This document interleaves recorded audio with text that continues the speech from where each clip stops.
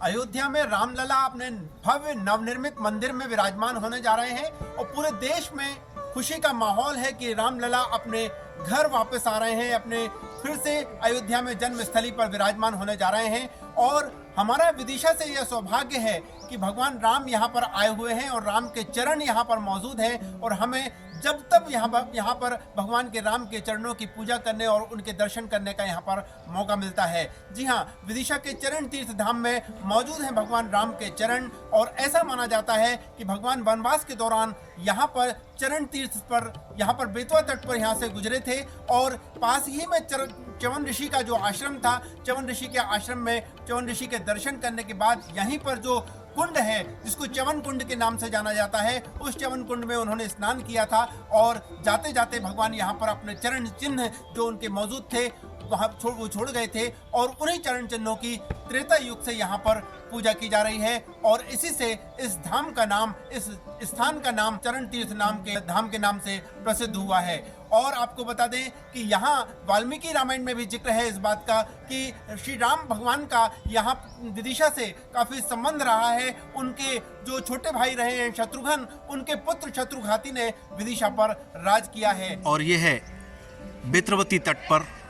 पवित्र चरण तीर्थ धाम का मंदिर, जिसे माना जाता है कि यहाँ पर भगवान राम के पवित्र चरण मौजूद हैं और ये बेतवा का पवित्र जल, बेतवा नदी कल कल बहती हुई और बस यही स्थान था च्यवन ऋषि के आश्रम का, जहाँ पर भगवान ने इस च्यवन कुंड, ये जो आपको जो दिखाई दे रहा है, जल राशि जो दिखाई दे रही है, जो कुंड दिखाई दे रहा है, ये च्यवन कुंड है और यहीं पास में था च्यवन ऋषि का आश्रम,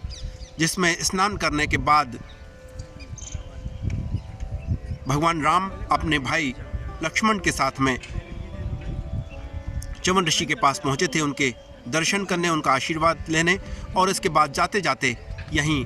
इसी मंदिर जहाँ पर अब बना हुआ है, यहीं पर छोड़ गए थे अपने चरणों के पावन चिन्ह। माँ बेत्रवती के पावन तट विदिशा नगर में भगवान श्री राम के चरण स्थापित हैं। त्रेता युग में प्रभु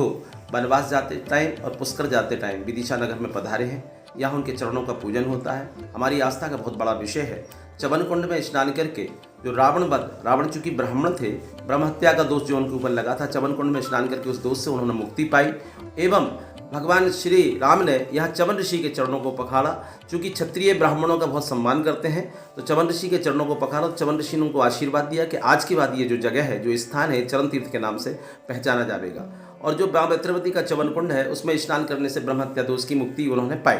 विदिशा नगर का भगवान श्री राम से बहुत गहरा नाता है। भगवान श्री राम के जो